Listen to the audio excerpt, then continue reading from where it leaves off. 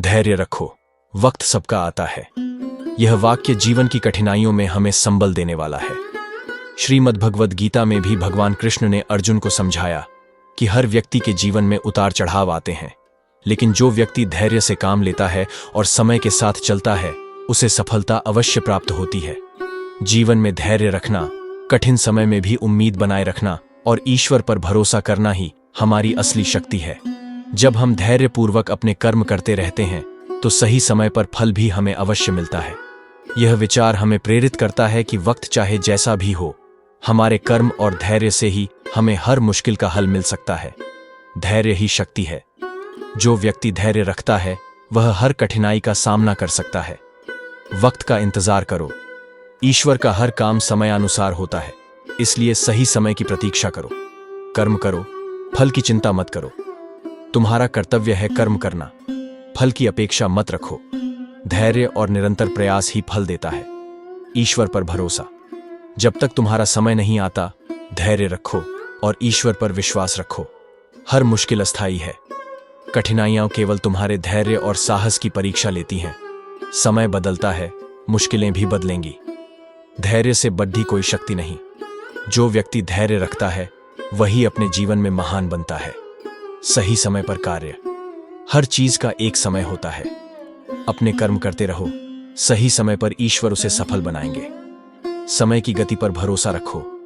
जैसे हर रात के बाद दिन आता है, वैसे ही कठिन समय के बाद सुख का समय भी आता है। धैर्य से ही विजय मिलती है। धैर्य और साहस से ही किसी भी कठिनाई को हराया जा सकता है। पुराने समय की बात है। एक छोटे से गांव में विवेक नाम का एक नौजवान रहता था। वह अपने सपनों को पूरा करने के लिए कड़ी मेहनत करता, लेकिन हर बार उसे असफलता का सामना करना पड़ता। विवेक ने कई व्यवसायों में हाथ आजमाए, कभी खेती, कभी व्यापार और कभी तो शहर जाकर नौकरी तक की कोशिश की, परंतु हर बार असफलता का मुंह देखना पड़ा। विवेक को निराशा होने लगी और उसके मन में यही ख्याल आने लगा कि शायद वह भाग्यहीन है। एक दिन उसने गांव के बुजुर्ग संत को अपनी सारी परेशानियां बताईं। संत ने मुस्कुराते हुए कहा, धैर्य रखो बेटा, वक्त सबका आता है। जीवन में हर चीज का एक समय होता है। संत की बात विवेक को समझ नहीं आई, तो संत ने उसे पास के जंगल में जाने के लिए कहा और कहा, जंगल में जो बांस के पेड़ हैं उन्हें ध्यान से देखना। वहां एक विशेष बात है जिससे तुम्हें एक नई प्रेरणा मिलेगी। विवेक जंगल में गया और बांस के पेड़ों को ध्यान से देखने लगा।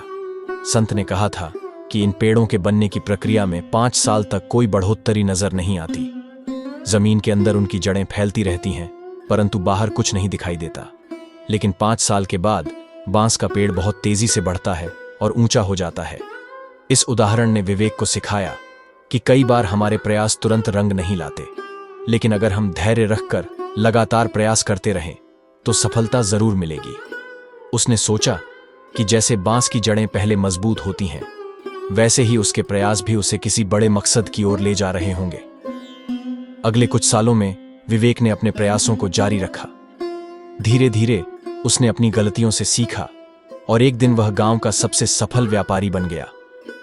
आज वह गांव के लोगों के लिए एक प्रेरणा का स्रोत था और उसकी कहानी सबको यह सिखाती कि धैर्य और निरंतरता से कठिन समय भी बदल सकता है। जीवन में धैर्य का महत्व बहुत बड़ा है।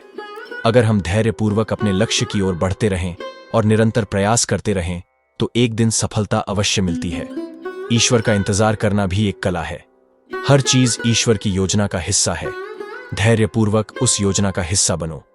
धैर्य ही सफलता की कुंजी है। जो व्यक्ति धैर्य रखता है उसे सफलता अवश्य मिलती है। मन को शांत रखो। धैर्य के बिना शांति नहीं और शांति के बिना सफलता नहीं। मन को शांत रखो, समय तुम्हारे साथ होगा।